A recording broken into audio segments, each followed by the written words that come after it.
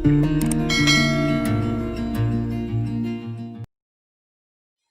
yang sekarang di Yayasan KDM, yang disorot adalah bagaimana kedisiplinan anak-anak ya.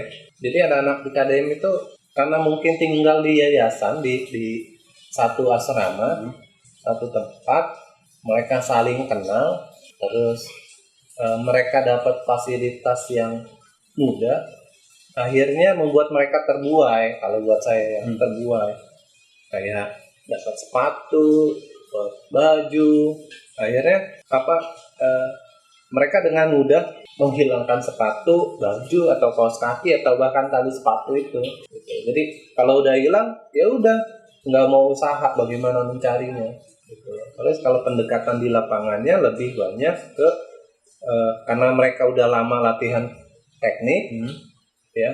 Sekarang pengembangannya gimana mereka nerapin latihan teknik itu dan belajar praktikal juga gitu. Sama mungkin yang di usia 13 sama usia 10 lebih banyak diinfiltrasi nilai-nilai untuk life skill mereka. Itu yang kita hadapi di beberapa tempat yang saya latih gitu. Dan metodenya juga pasti berbeda.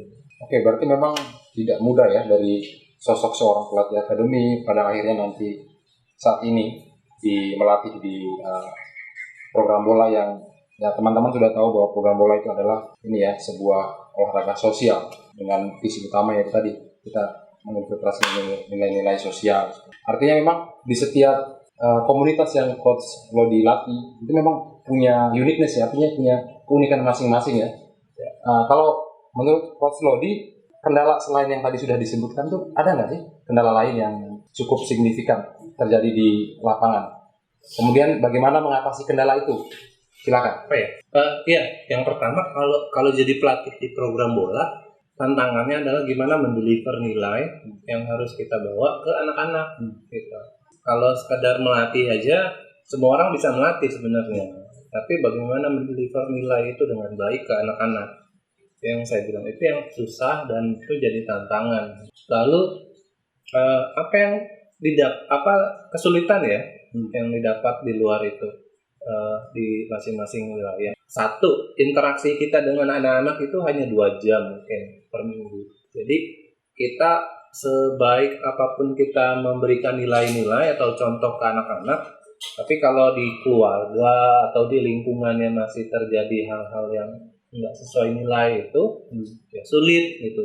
Kita ngajarin anak-anak misalkan untuk tidak berkata kotor atau ya nggak ngomong jorok lah ya kalau orang bilang. Tapi di rumahnya orang tuanya begitu marah, kebun binatang keluar semua kan, mereka akhirnya tetap meniru, tetap dapat masukan yang buruk seperti itu. Terus keluar dari rumah ketemu kawannya juga ngomong kotor juga. Akhirnya ya tetap anak-anak itu dapat pengaruh negatif dari lingkungan dan dari rumah gitu. Karena intensitas di rumah dan di lingkungan kan lebih banyak. Kita hanya 2 jam. Itu sih yang banyak berpengaruh. Kalau di RCB itu gitu, pergaulan di lingkungannya ya begitu. Suka ngomong kotor, gampang banget gitu. Terus saling ledek-ledekan udah biasa lah ya. Mungkin itu buat anak-anak gitu. Terus kalau di Suara Peduli, Suara Peduli itu lingkungan yang rawan tawuran antar warga. Jadi itu cuma dipisah kali, beda RW, itu sering kali mereka tawuran di situ, lintas RW. Wow. Itu. Terus sama bahaya narkotika ya di lingkungan itu masih rawan, masih banyak pengguna dan pengedar di situ. Yang terakhir saya dapat itu kabar ada beberapa anak juga yang kena pengaruhnya ya. Sampai ada yang di awal tahun kita dapat kabar buruk ya, ada satu anak yang meninggal karena kalau kita curiganya sih pengaruh dari rokok dan narkotika gitu. Akhirnya pengaruh ke kesehatan anak itu buruk, akhirnya nggak bisa ketolong. Itu sih yang jadi kesulitan ya.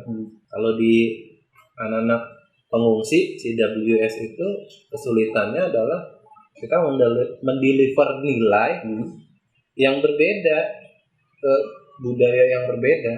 Budaya di negara mereka beda banget dengan budaya kita kan, di Somali, di Afghanistan, dan mereka sepertinya tidak, kalau saya bilang sih tidak tertarik lah belajar budaya kita. Mereka nggak tertarik gitu kalau saya lihat ya, penilaian saya selama ini.